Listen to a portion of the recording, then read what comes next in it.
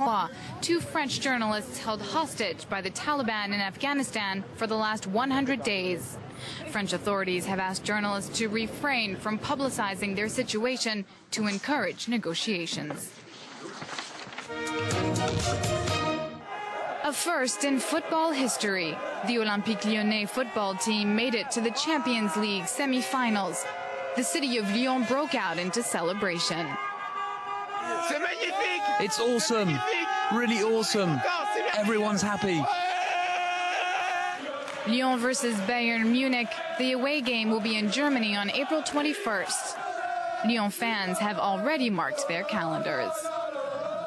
Next, it's reporters here on France 24, and we take a look at NATO's battle, Afghanistan's restive province of Marja. France 24's Claire Billet and Akbar Ayobal were on the ground and tell us more.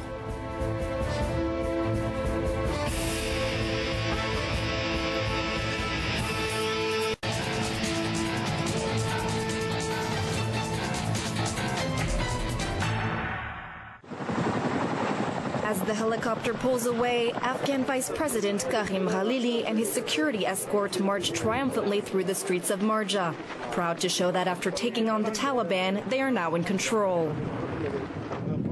Our men are posted everywhere in Marja to guarantee our security, so there's no danger. The residents have gone back to their normal lives. In fact, many of them want to meet our guest today. Wishful thinking. There are no loud thank yous here, just baffled silence. This is pretty strange. Well, we'll be happy once there's peace here again, if they don't just run away. After weeks of messy and deadly combat, the people of Marja find it hard to trust Afghan troops. The only reason they're hurrying to hear the vice president is because they were ordered to do so. At the market, they told us that we had to come here. Who, the authorities? Yes, we don't know if it's a joke or not, but we don't understand what's going on. All the citizens of Afghanistan must choose peace, so we can build a better society.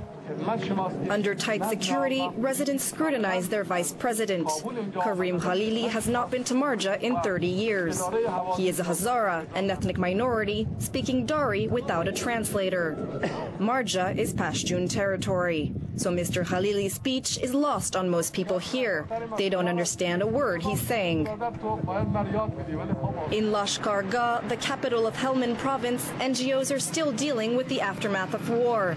The Afghan Red Crescent says 200 civilians were killed or injured as a result of Operation Mushtarak. There were many incidents with civilians who were injured or killed, including women. They promised they would not use heavy artillery, that they wouldn't use bombs. Yet they used heavy artillery and bombs. And the evidence is here, at the emergency hospital run by an Italian NGO. More than 40 patients were injured during the Battle of Marja. Dr. Anil Kumar is a physiotherapist. He's been working here for 5 years. Never before had he seen fighting in the region cause so many injuries. All severely wounded with multiple shell injuries or multiple severe bullet injuries with a lot of oozing out, late coming infection and big wounds. And there is recently one patient came with a rocket at the back, unexploded rocket at the back. The hospital treats everyone, regardless of who they are and how they were wounded. Some of the injured could be Taliban fighters, but most are civilians. Behind these doors, women who did not want to be filmed. In other rooms, elderly patients and children, like Ahmad, caught in the middle of a gun battle. I don't know who injured me, Americans or the Taliban. There was fighting. I left my house and my brother was hit in the leg. When we decided to flee, the Americans let us leave the area. It was just when the fighting was going on. Ahmad can no longer use his left leg. His brother was amputated. Sarifullah, 12 years old, was shot in the chest. NATO says it tried to limit civilian casualties by warning Marja residents to get out before the fighting began. But many were never able to leave the district and ended up caught in the crossfire. This is the road leading to Marja. After a few minutes, we're forced to stop. It's dangerous to go there. We could run into problems because the area hasn't been cleaned up.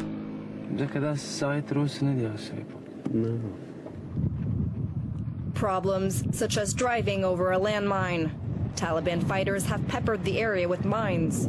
This footage shot by an American soldier shows what it can be like to drive down this kind of road. Whoa! Holy shit! These bombs have become the Taliban's most lethal weapon. They killed 275 coalition soldiers last year. Afghan authorities say 3,800 families managed to leave the area. Despite the end of the fighting, most of them are still stuck in the town of Lashkargah. We'll go back as soon as it calms down. What can we do here? We've left our fields, our crops. We have nothing here. Right now we're living in the desert close by. We have nowhere else to go, no shelter, so we set up over there. Like Gul Ahmad, hundreds of civilians continue to receive emergency aid from the Red Cross. Blankets, cooking utensils, and basic foodstuffs.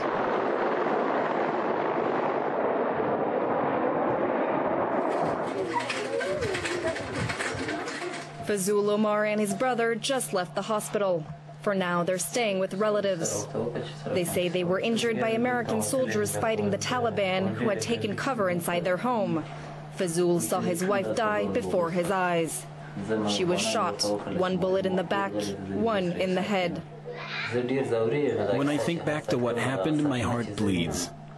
In Islam, it's forbidden to touch your wife when she dies, but I had to.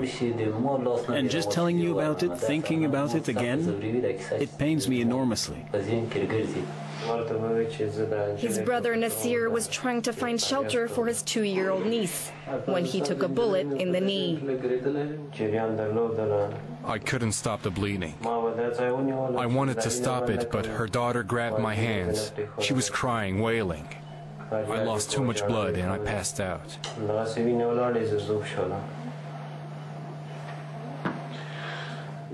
Neither Fazul nor Nasir understand why the American soldiers shot at them. They say they're very careful, but when I showed them my daughter, they shot at us. They weren't careful, yet they have their technology. They have binoculars. It's not like the Taliban who can't see. Americans should not aim for civilians, and the Taliban should not use us as a shield. Nobody's here to wipe our tears. The Omar family wants to go back to Marja, hopefully soon, but none of them will take me there. They say it's too risky to be seen with a journalist, especially a Westerner. The danger in Helmand province comes not just from the fighting and the Taliban. Helmand is poppy country. A large part of the country's crops grow here. It's later turned into opium and heroin, a lucrative business. Journalists, however, are not welcome. It takes a full week to find a resident who will finally take us with him to Marja. He asks to remain totally anonymous to protect himself and his family. We set off in a minibus with his wife and children. I'm not allowed to speak. Hidden under a veil, the driver must not know who I am. 30 minutes later, we drive past the first Afghan military base.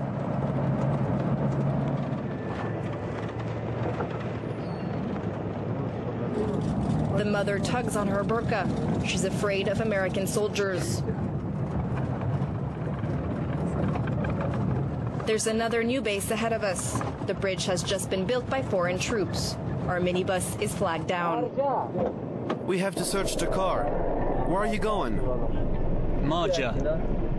Do you have knives or